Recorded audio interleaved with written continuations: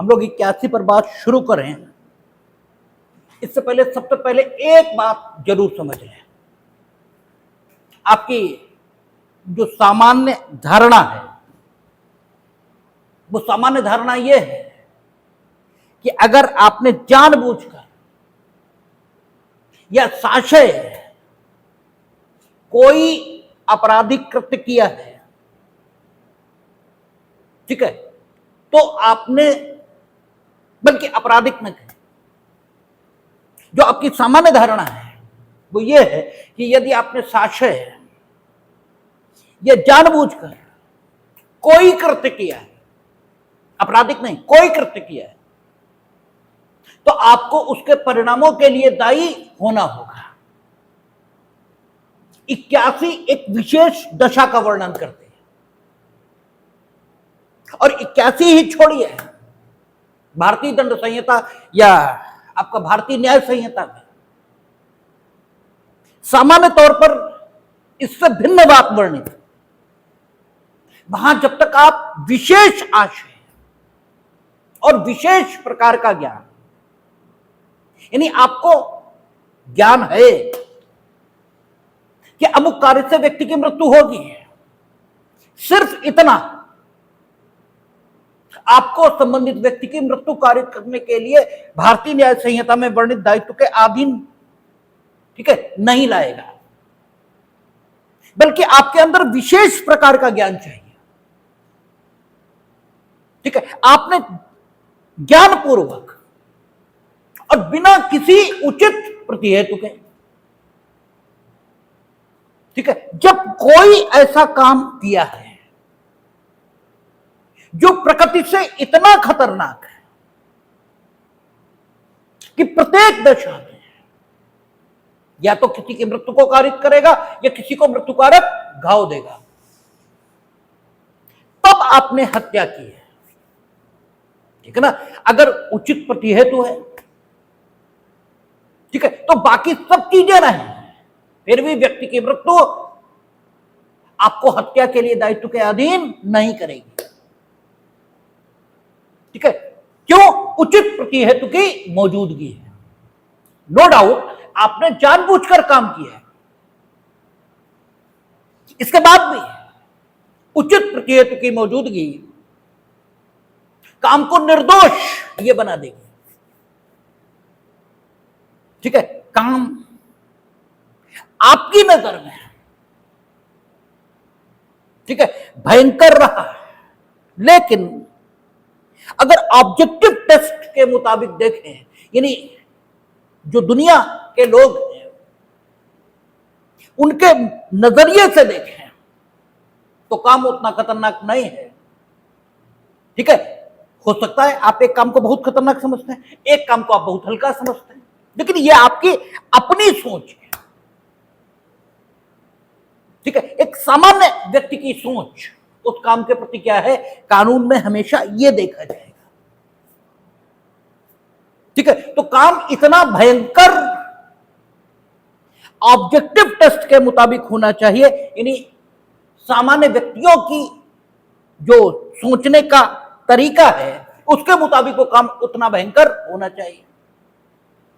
तो ज्ञान की एक विशेष कोटि, ज्ञान की एक विशेष श्रेणी, यही आपके कृत्य को, ठीक है, हत्या बना सकती है उस दशा में जबकि आपके कृत्य के परिणाम स्वरूप मानव मृत्यु घटित हुई। आपने साशय कोई काम किया, सिर्फ इतना पर्याप्त नहीं है, ठीक है। मार डालने के आशय से, विशेष आशय,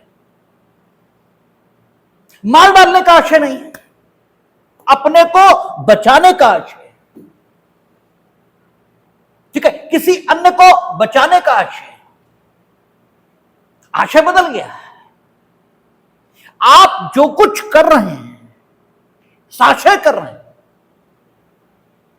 आप जो कुछ कर रहे हैं ज्ञानपूर्वक कर रहे हैं, ठीक है, लेकिन वो विशेष आशय, वो विशेष ज्ञान जो आपराधिक दायित्व को उत्पन्न करने के लिए जरूरी है, वो आशय और ज्ञान आप में नहीं है। वो आशय और ज्ञान कौन सा है? मार डालने के आशय से।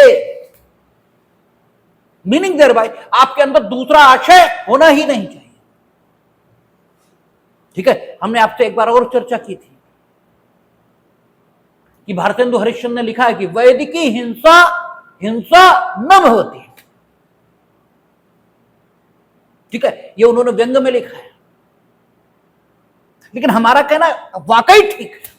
वैदिकी हिंसा हिंसा नहीं होती, और वैदिकी हिंसा के लिए हिंसा शब्द का प्रयोग यही गलत है, क्योंकि किसी को मारना यह हिंसा नहीं है। ठीक है, मारने के लिए मारना यह हिंसा है। जब आपको मारने में मजा आए तब आप हिंसक हो। ठीक है, और हिंसा की ये जो परिभाषा कायरतापूर्ण आपको समझा दी गई है, इसने बेहद नुकसान किया है। ठीक है, हिंसा जब आपको मारने के लिए ही, सिवा इसके कि दूसरे को नुकसान पहुंचाना है, दूसरे को चोट पहुंचाना है, दूसरे को समाप्त करना है, सिर्फ इस उद्देश्य से किसी को मारा जाए, तब हिंसा है।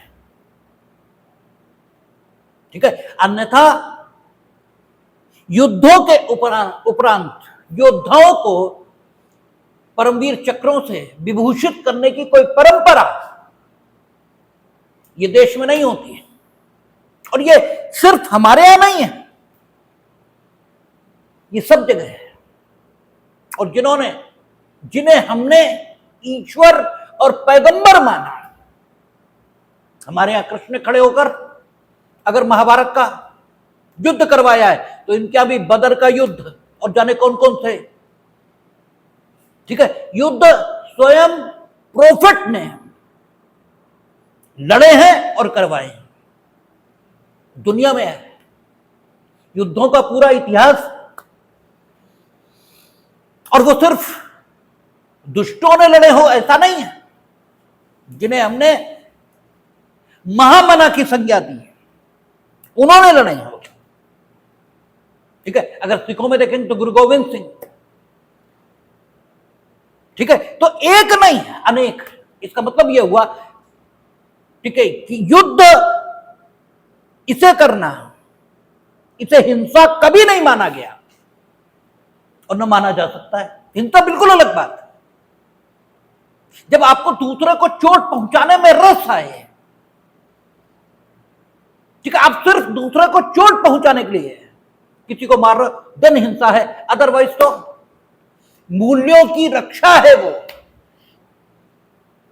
ठीक है, अगर मूल्यों की रक्षा के लिए आप किसी को भी, ठीक है, नष्ट कर रहे हो, तो आप मूल्यों की रक्षा कर रहे हो, ना कि उसे नष्ट कर रहे हो। और बस यही विचार, यही आइडिया धारा 21 बोल गए, धारा 81, ठीक है, भारतीय दंड संहिता, यह धारा 19 भारतीय न्याय संहिता का, ठीक है, आधार बिंदु है।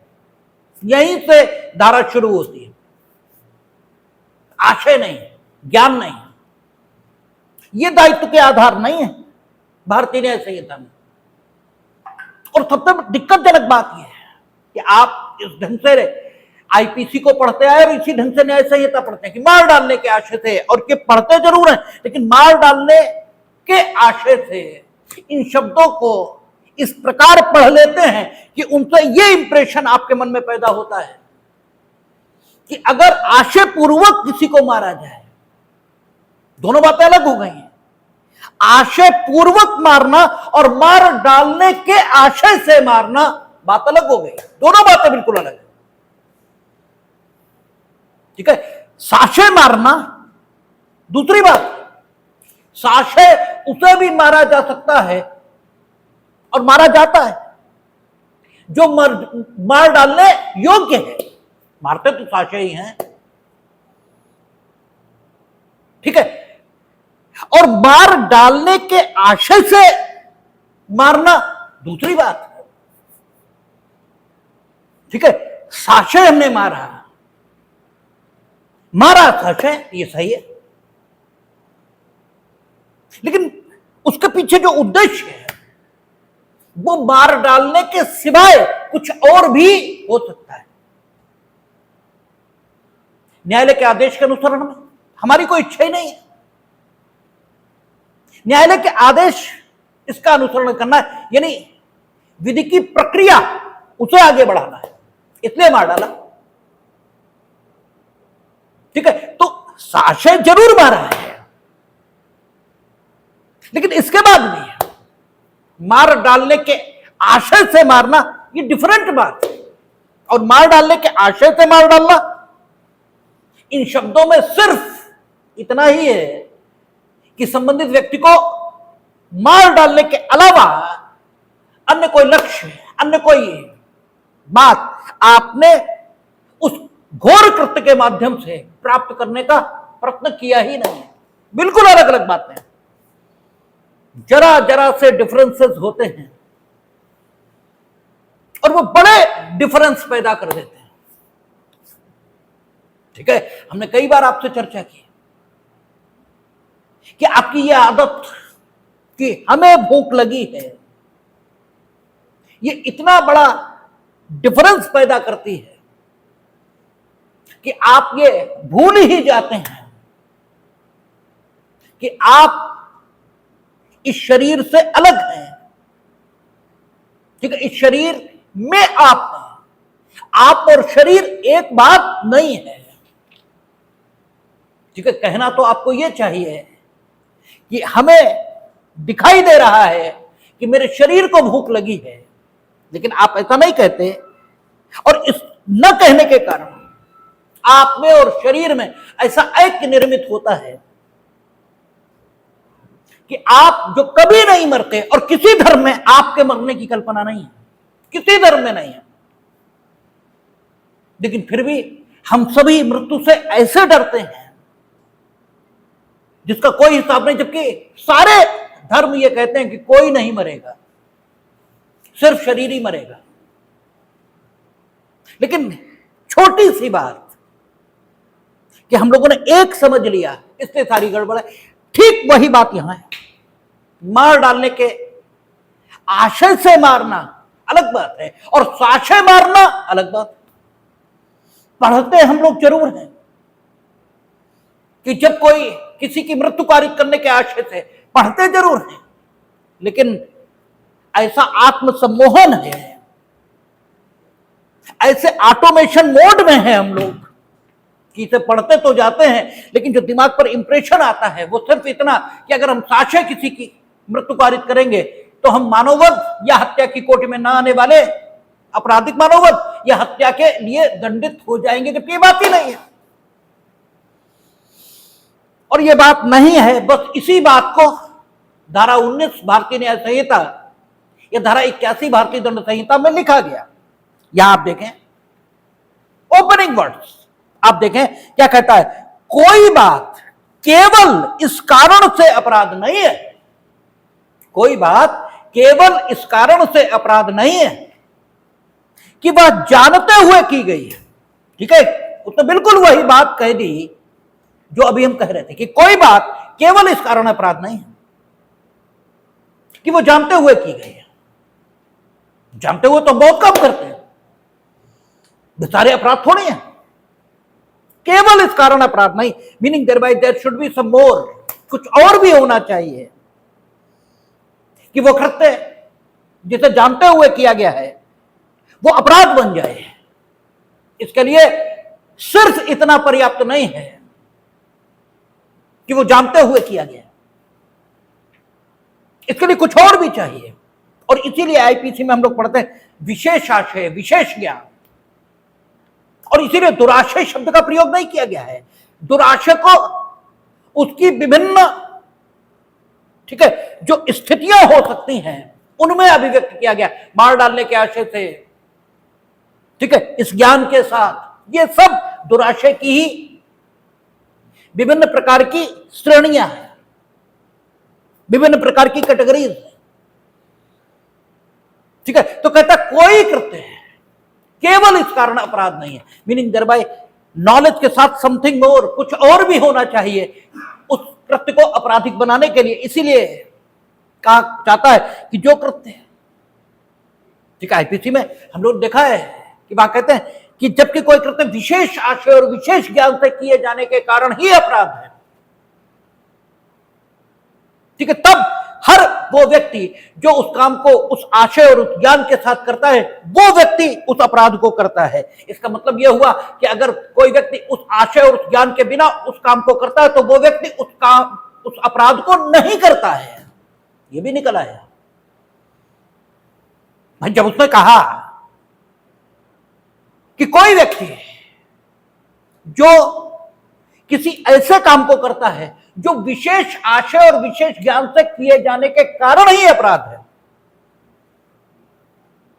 ठीक है, तो प्रत्येक वो व्यक्ति जो उस आशय और उस ज्ञान के साथ उस कृत्य को करता है वो अपराध करता है। मीनिंग देयर बाय अगर कोई व्यक्ति उसी काम को करता है लेकिन उस विशेष आशय और उस विशेष ज्ञान से नहीं करता,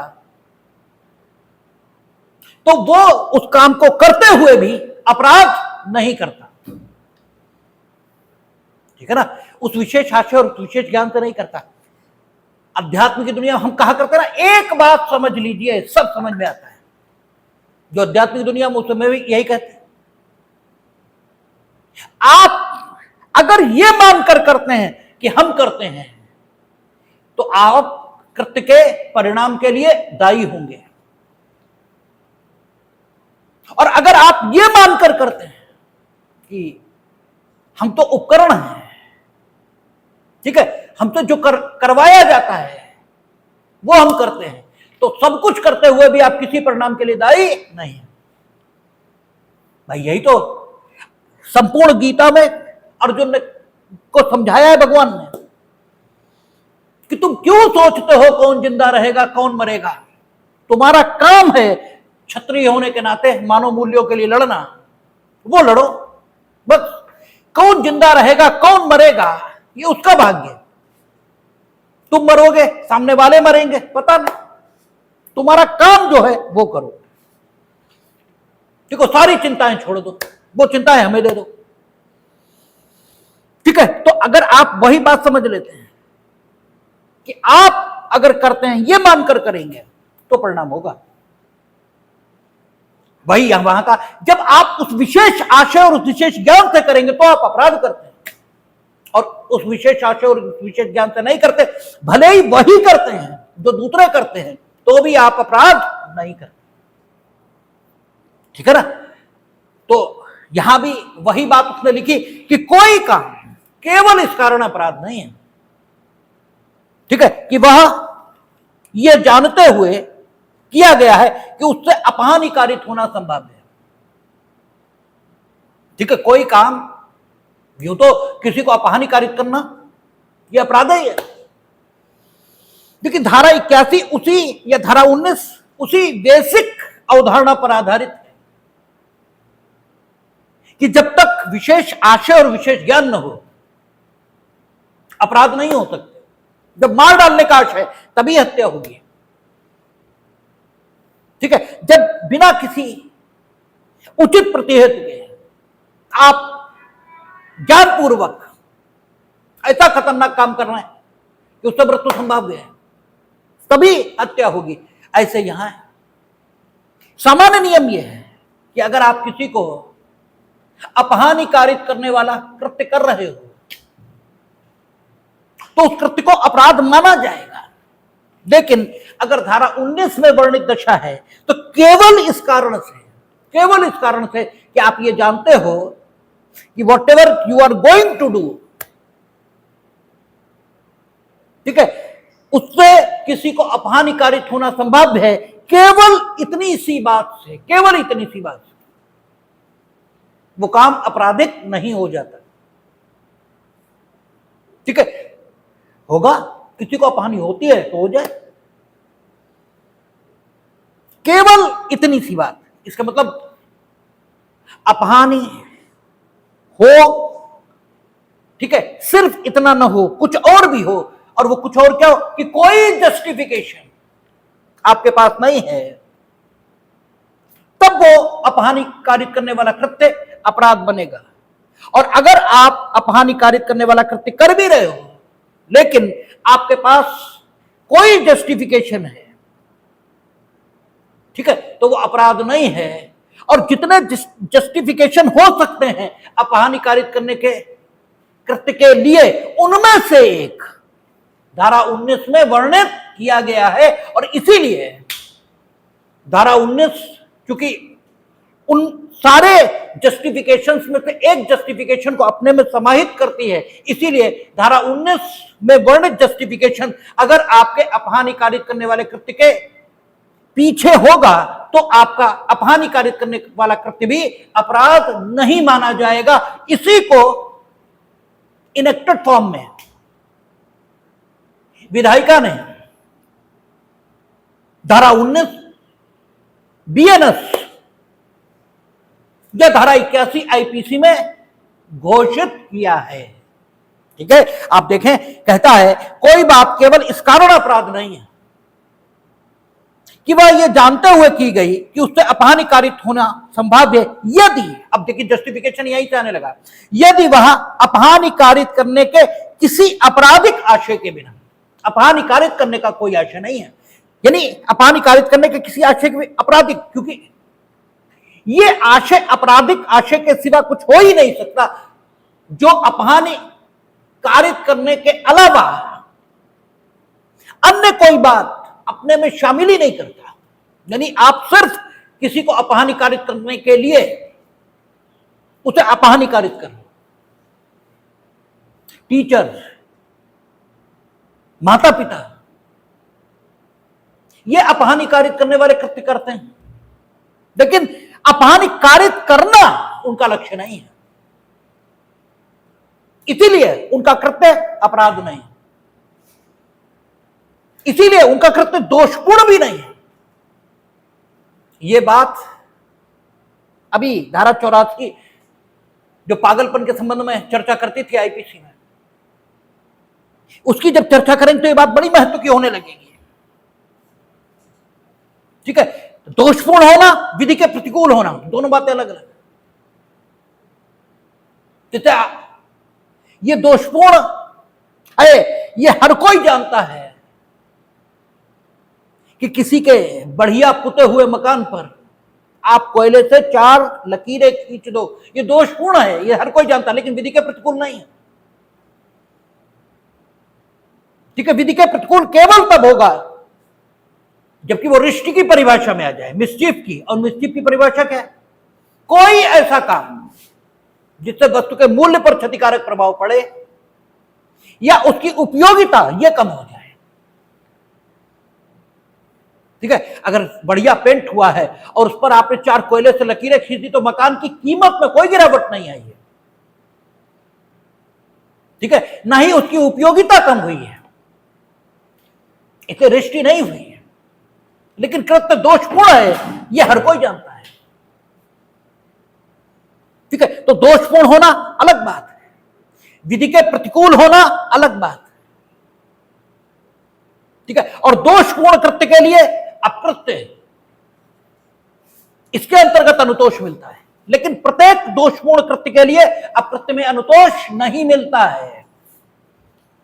केवल उन दोषपूर्ण कृत्यों के लिए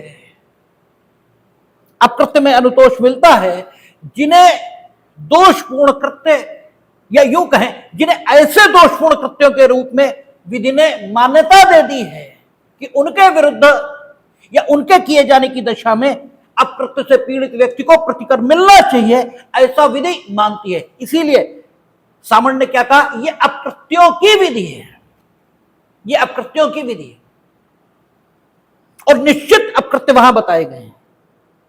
ठीक है, अनिश्चित अकृत्य नहीं है। संख्या में आप जानते हैं यद्यपि नवीन अपकृत्यों का विकास हो रहा है, लेकिन जब तक विधि उन्हें नवीन अपकृत्य के रूप में मान्यता नहीं दे देती तब तक उस कृत्य के किए जाने के परिणाम स्वरूप आपको प्रतिकर नहीं मिलेगा।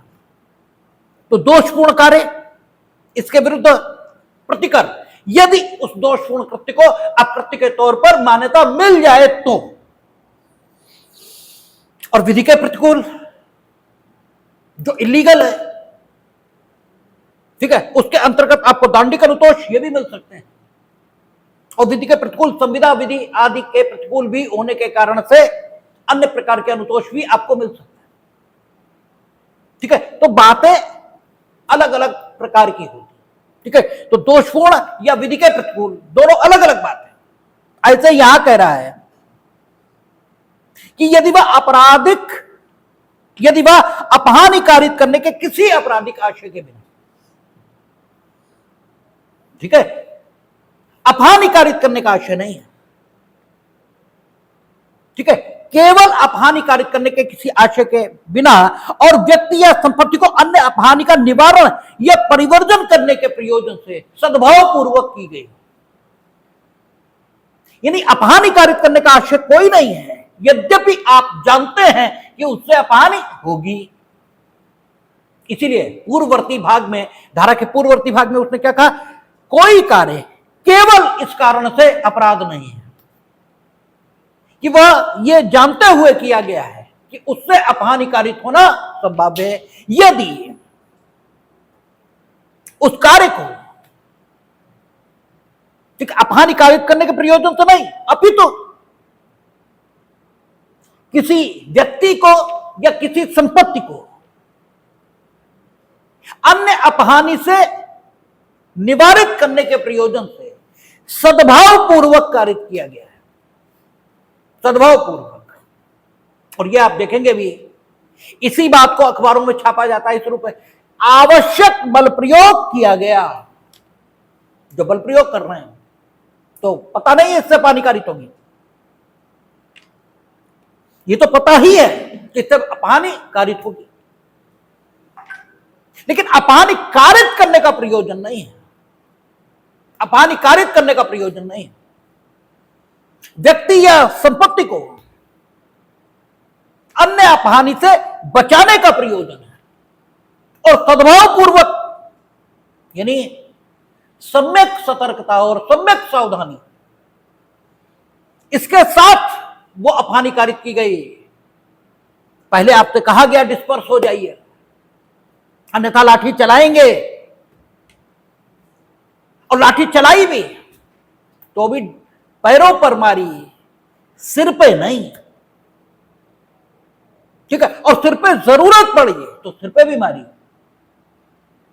लेकिन सबके नहीं,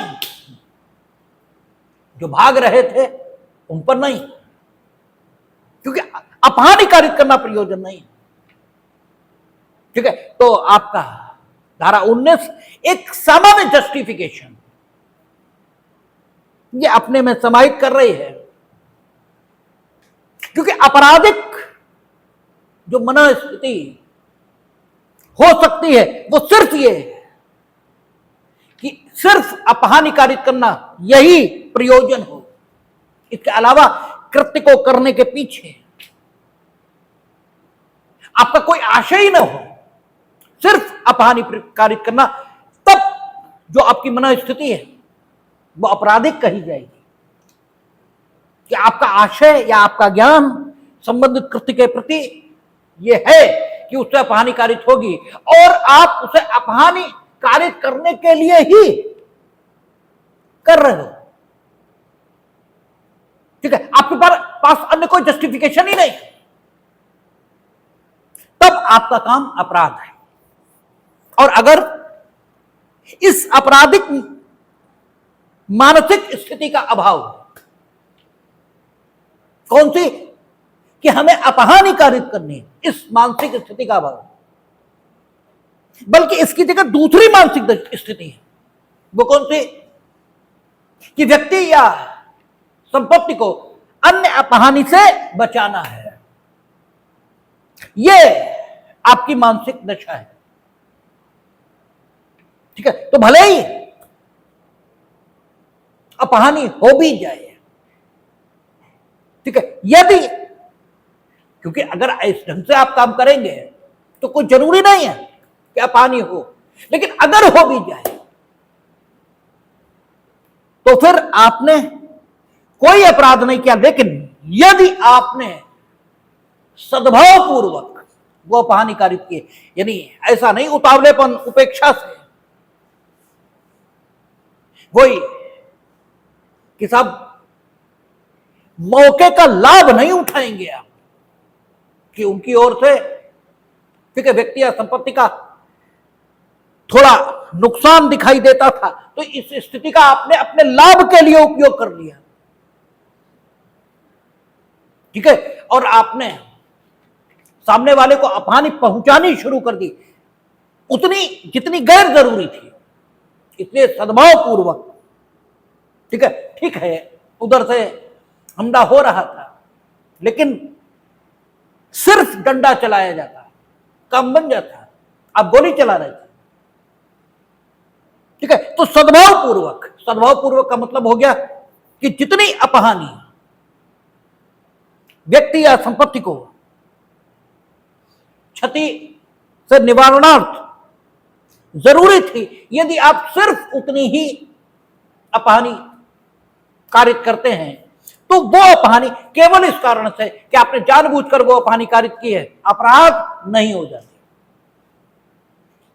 ठीक है। लेकिन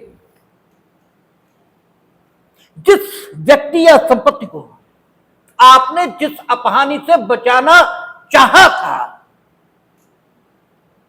वो अपहानि वाकई इस श्रेणी की थी कि उस अपहानि को बचाने के लिए जो अपहानि आपने कारित की, इस अपहानि का कारित किया जाना कोई सामान्य व्यक्ति न्यायोचित माने, ठीक है, यह भी एक जरूरी दशा है। धारा 19 में दायित्व से उन्मोचन इसके लिए, अगर आपने जिस अपहानि को निवारित किया है, जानबूझकर अपहानि कारित करने वाले कृत्य के माध्यम से, वो अपहानि इस श्रेणी की नहीं है कि उसे बचाने के लिए उस अपहानि को कारित कर दिया जाए जो आपने कारित की जानबूझकर, तो फिर आप पर आपराधिक दायित्व तो होगा। तब 19 आपकी कोई रक्षा नहीं करेगी, तब धारा 81 आईपीसी आपकी कोई रक्षा नहीं करेगी। और यह तथ्य का प्रश्न होगा कि जिस अपहानि को आपने निवारित करने का प्रयत्न किया है, क्या उस अपहानि को निवारित किए जाने हेतु तो ये अपहानि जो आपने कारित की है जानबूझकर, इसे कारित किया जाना न्यायोचित था या नहीं, यह तथ्य का प्रश्न होगा, अर्थात साक्ष्य से साबित होगा, क्योंकि तथ्य के प्रश्न हमेशा साक्ष्य से साबित होते हैं, और साक्ष्य दो प्रकार का है, दस्तावेजी और मौखिक। लेकिन अगर दस्तावेजी और मौखिक दोनों साक्ष्य किसी तथ्य पर उपलब्ध हैं, तो फिर नियम यह रहता है कि सबसे बेहतर साक्ष्य आपको प्रस्तुत करना चाहिए, तब आपको दस्तावेजी साक्ष्य देना चाहिए, न कि उस तथ्य का मौखिक साक्ष्य। और दस्तावेजी में भी नियम क्या रहेगा कि एतस्मिन् अपवादित दशाओं को छोड़कर प्रत्येक दस्तावेज की अंतर्वस्तु प्राथमिक साक्ष्य से साबित की जाएगी, ऐसा पुराने साक्ष्य अधिनियम की धारा 64 में लिखा था। और वो उपबंधित दशाएं जिनमें दस्तावेज की अंतर्वस्तु द्वितीय साक्ष्य से साबित की जा सकती थी, वो कहां धारा 65 में थी, ठीक है। तो वहां भी ये नियम लागू है कि सबसे अच्छा साक्ष्य, क्योंकि दस्तावेज उसकी अंतर्वस्तु उसका साक्ष्य देना तो प्राथमिक यही होना चाहिए, सेकेंडरी क्यों हुआ, ठीक है। तो ये तथ्य का प्रश्न होगा। देखिए आप क्या कहता है स्पष्टीकरण, ऐसे मामलों में यह तथ्य का प्रश्न है कि जिस अपहानि का निवारण या परिवर्जन किया जाना है, क्या वह ऐसी प्रकृति की और इतनी आसन्न थी कि वह कार्य जिससे यह जानते हुए कि उससे अपहानि कारित होना संभाव्य है करने की जोखिम उठाना न्यायानुमत या माफी योग्य था। यानी दोनों बातें होनी चाहिए, और स्पष्टीकरण ना हो तो भी धारा 19 में जो शब्द आया सद्भाव पूर्वक, इसमें स्पष्टीकरण समाहित हो जाएगा। और हमने आपसे कई बार कहा कि स्पष्टीकरण चूंकि धारा का होता है, इसलिए अगर आपको स्पष्टीकरण में लिखे गए शब्द धारा में दिखाई नहीं दे रहे तो आप ये मान लीजिए कि आप धारा को ठीक ढंग से पढ़ ही नहीं रहे। आपको स्पष्टीकरण धारा में दिखाई देना चाहिए। तो स्पष्टीकरण सद्भाव पूर्वक ये जो शब्द लिखा है धारा में, इस शब्द में पूरा स्पष्टीकरण अपने में शामिल हो जाता है। सद्भाव पूर्वक अगर आप काम करेंगे तो स्पष्टीकरण की जो भावना है उसके मुताबिक ही काम करना पड़ेगा। यानी जिस अपहानी को आपने निवारित करने का प्रयत्न किया है, ठीक है, दूसरी अपहानी कारित करके जानबूझकर, क्या वो इतनी आसन्न थी, यानी बस उत्पन्न ही होने वाली थी कि आपके पास कोई और चारा था ही नहीं सिवाय उस अपहानी की जोखिम लेने के जिसे आपने कारित कर दिया या जिसके कारित होने की संभावना थी, उसकी जोखिम उठाना, ठीक है, इसके अलावा कोई चारा ही नहीं था, क्योंकि मामला इतना आसन्न था, यानी इतना निकट का था, वो सब कुछ होने ही वाला था। यानी वो व्यक्ति या वो संपत्ति जिसे आपने बचाया है उसे नुकसान बस होने ही जा रहा था। डेंजर इतना इमिनेंट था, यह आपको साबित करना होगा साक्ष्य से, क्योंकि यह भी तथ्य का प्रश्न है। और दूसरा, वो प्रकृति में ऐसी थी, यानी वो अपहानी प्रकृति में ऐसी थी, उसका नेचर ऐसा था कि उसके निवारण के लिए यह अपहानी जो आपने कारित कर दी, इसे उठाना या इसे कारित करना कोई भी व्यक्ति जस्टिफाइड ही कहेगा। स्पष्टीकरण कह रहा है, देखें बात को, कि का जो एक बाष्प जलयान का कप्तान है, स्टीम इंजन से चलने वाले शिप का कैप्टन है, ठीक है, और जो शिप होता है उस पर हजारों लोग बैठे होते हैं, ठीक है, अचानक और अपने किसी कसूर या उपेक्षा के बिना, यानी आपराधिक स्थिति तो नहीं होनी चाहिए ना, आपका दोष है या उपेक्षा है तब तो बात ही खत्म हो गई, फिर तो आप दोषी, आपका कोई कसूर भी नहीं, आपका की कोई उपेक्षा भी नहीं है, अपने आप को अचानक ऐसी स्थिति में पाता है कि यदि उसने जलयान का मार्ग नहीं बदला तो इससे पूर्व कि वह अपने जलयान को रोक सके, वह 20 या 30 यात्रियों से भरी नाव खा को अनिवार्यता टकराकर डुबो देगा। उसने एकदम ये देखा कि उसका कोई कसूर भी नहीं, उसका कोई उपेक्षा भी नहीं, जैसे यहां होता है। आप निकले हैं, तब तक समकोण पर आपको काटते हुए वो साइकिल से फाट से निकल के आपकी कार के सामने, अब आप क्या कर लेंगे? कैसे रोकें? भाई हम अच्छे खासे जा रहे हैं, आप गली से निकल रहे हो, तो आपको गली के मोड़ पर धीमे होना चाहिए, इधर उधर देखना चाहिए, तब आप गली से बाहर आए। लेकिन देखना तो हिंदुस्तान में परंपरा ही नहीं है, देखना तो परंपरा ही नहीं। अगर हम साइकिल पर हैं, इसके बाद तो हमारे पास लाइसेंस है कि सब हमें बचाएं, हम खुद नहीं बचेंगे, हम ये घर से कसम खाकर निकलेंगे। निकले और समकोण पर कार के सामने, अब क्या करने? कार का कोई कसूर, कोई उपेक्षा नहीं, ठीक है। तो ऐसे ही है, कहता है कि वाष्प जलयान का कप्तान है और अपने किसी कसूर या उपेक्षा के बिना वह अपने आप को ऐसी स्थिति में पाता है कि यदि उसने जलयान का मार्ग नहीं बदला तो इससे पूर्व कि वह अपने जलयान को रोक सके, ब्रेक लगाने का टाइम नहीं है उसके पास, इतना आसन्न है संकट कि वह 20 या 30 यात्रियों से भरी नाव को खा अनिवार्यता टकराकर डुबो देगा और अपना मार्ग बदले, ठीक है।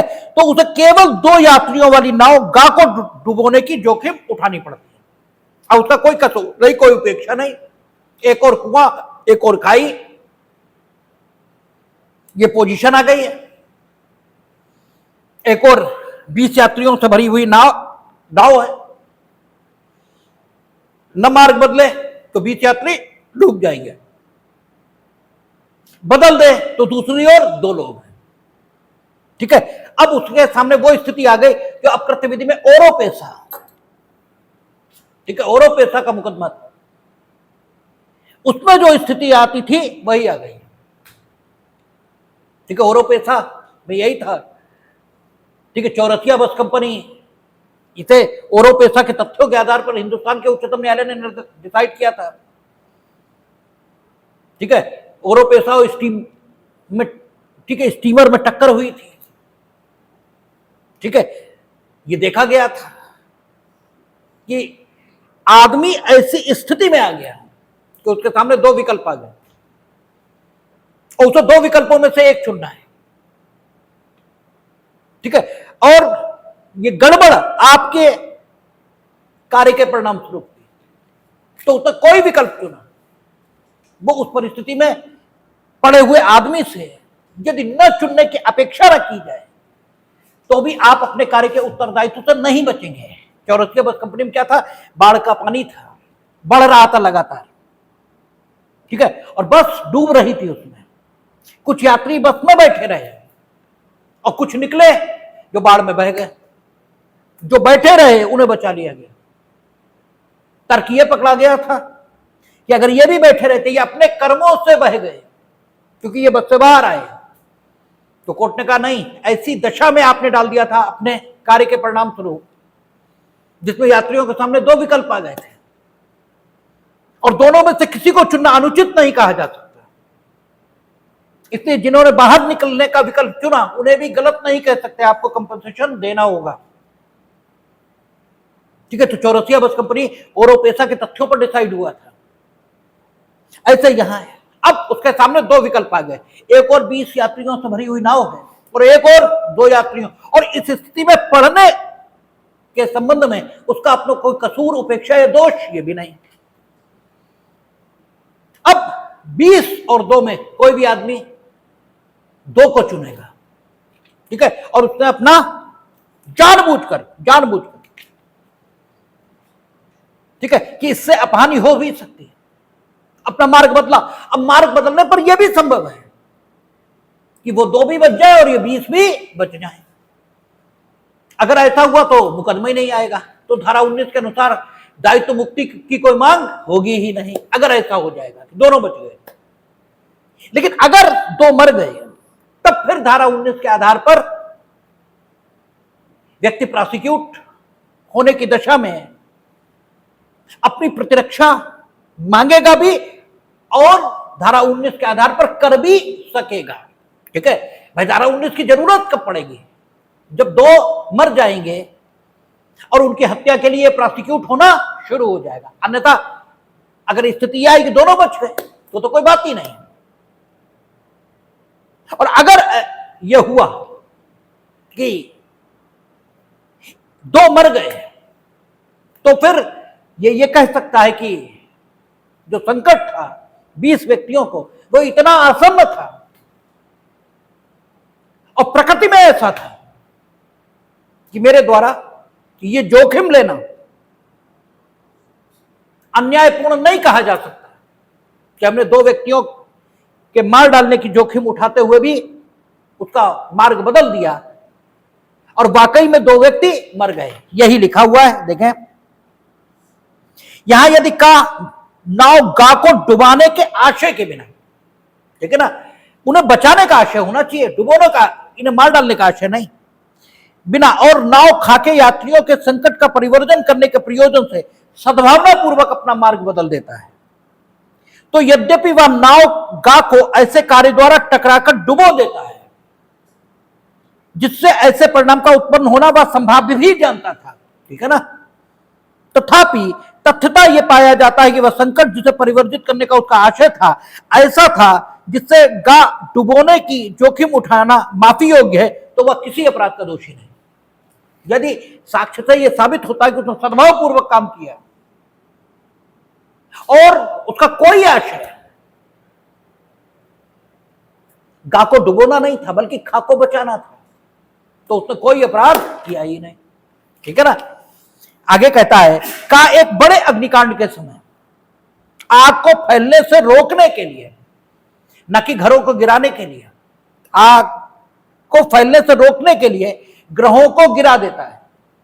उसने घर गिराए हैं, लेकिन घर गिराने के लिए नहीं गिराए हैं, आग को फैलने से रोकने के लिए ग्रहों को गिरा देता है। वह इस कार्य को मानव जीवन या संपत्ति को बचाने के आशय से सद्भाव पूर्वक करता है। यहां यदि यह पाया जाता है कि निवारण की जाने वाली अपहानि इस प्रकृति की और इतनी आसन्न थी कि का कार्य माफी योग्य है, तो का उस अपराध का दोषी नहीं है। लेकिन यह पाया जाना चाहिए कि घरों को गिराने के अलावा अन्य कोई चारा बचा ही नहीं था। आग लगी टाउन हॉल में, घर गिरा दिया हमारा, ठीक है, तो इतनी आसन्न नहीं है, आप इंतजार करते। जब यहां तक आ जाती तब आगे बात थी। कार्य इतना आसन्न, ठीक है, संकट इतना आसन्न था, ये तो साबित करना ही पड़ेगा, क्योंकि सद्भाव पूर्वक और इस प्रकृति का था, दोनों बातें, नेचर और इमीडिएटनेस कितनी थी उसमें, उसके आधार पर ये आएगा। और ये जो सेक्शन है ये तो आपको मालूम ही है, इसे बताने कोई जरूरत नहीं, क्योंकि एलएलबी में आप लोग यही तो लिखते ही हैं और यही तो याद ही करते हैं कि डडले वर्सेस स्टीफेंसन, इसके आधार पर इस धारा को, ठीक है, यहां शामिल किया गया और इसे आवश्यकता की प्रतिरक्षा इस नाम से जाना जाता है। प्रतिरक्षा, यह आक्रमण का, ठीक है, हथियार नहीं है, यह प्रतिरक्षा है। जब आपके ऊपर आरोप लगेगा तब आप अपने बचाव में यह तर्क ले सकते हैं। और डडले वर्सेस स्टीफेंसन, वो तो आपको मालूम है, लड़का है, दो नाविक हैं, नाव डूब रही है, ठीक है, दूर दूर तक सहायता मिलने का कोई अंदेशा नहीं है। नाविकों का मानना है कि अगर हम लोग जिंदा रहे, ठीक है, तो चूंकि हम तैरना जानते हैं, हम तो बच भी सकते हैं, इसे तो डूब के मरना ही है, क्योंकि दूर दूर तक सहायता पाने का कोई वो नहीं है, ठीक है, संभावना। और वो टॉस करते हैं कि तीन में से एक को मार के खा लिया जाए, लड़के को अंततः दोनों नाविक मार के खा लेते हैं और बाद में सहायता मिल जाती है। न्यायालय ने इसे प्रतिरक्षा नहीं माना आवश्यकता की। उन्होंने कहा आप ये साबित करिए, क्योंकि क्या लिखा है कि बड़ी अपहानि, जो अपहानि आप निवारित करना चाहते थे, ठीक है, उस अपहानि के निवारण के लिए जो अपहानि आपने कारित की, इसे कारित किया जाना, ठीक है, न्यायानुमत माना जाएगा। यह बात साबित करिए, आप ये साबित करिए कि आपने जो अपहानि कारित की, अर्थात लड़के की मृत्यु कारित की और जिस अपहानि का निवारण किया, यानी अपना जीवन आपने बचाया, तो किस प्रकार वो अपहानि जो आपने कारित की, इस अपहानि को बचाने के लिए न्यायानुमत मान ली जाए। आप ये बताइए कि आपका जीवन इंग्लैंड के लिए या दुनिया के लिए किस प्रकार महत्वपूर्ण है उस व्यक्ति की तुलना में जिसका जीवन आपने ले लिया, ठीक है। ऐसा तो कुछ भी नहीं दिखाई देता कि आपका जीवन मानव जाति के कल्याण के लिए ज्यादा जरूरी था, इसलिए हत्या के लिए दोष सिद्ध कर दिया। आवश्यकता की प्रतिरक्षा मान्य है, किंतु आवश्यकता ऐसी होनी चाहिए, ठीक है, कि वो अपहानि जिसे निवारित करने का प्रयास हुआ है, उसे निवारित करने के लिए, ठीक है, इस अपहानि का कार्य किया जाना सभी लोग जस्टिफाइड माने हैं। और वो अपहानि जिसे आपने निवारित किया, उसे इतना आसन्न होना चाहिए, इतना इमीडिएट होना चाहिए और ऐसे नेचर का होना चाहिए कि आपके पास उसके निवारण के लिए अपहानि कारक कृत्य करने के अलावा अन्य कोई विकल्प हो ही ना, तब, ठीक है ना। तो सीधी बात है कि भारतीय दंड संहिता या भारतीय न्याय संहिता में सिर्फ जानबूझकर काम करने के आधार पर यह सिर्फ आशय पूर्वक काम करने के आधार पर कोई दायित्व नहीं है। जब तक कि विशेष प्रकार का आशय और विशेष प्रकार का ज्ञान न हो, वैसा विशेष प्रकार का या वैसा विशेष प्रकार का ज्ञान, जैसा ज्ञान और आशय होना संहिता आपराधिक मन स्थिति का प्रमाण मानती है। जब तक वैसा आशय और वैसा ज्ञान आप में न हो, सिर्फ इस कारण से कि आप में आशय और ज्ञान था, आप अपराध के दोषी नहीं माने जा सकते। 19 में भी वही दशा है। यहां भी आप जानबूझकर, ज्ञानपूर्वक, आशयपूर्वक अपहानि कारित करते हैं, लेकिन चूंकि अपहानि कारित करने का कोई आशय नहीं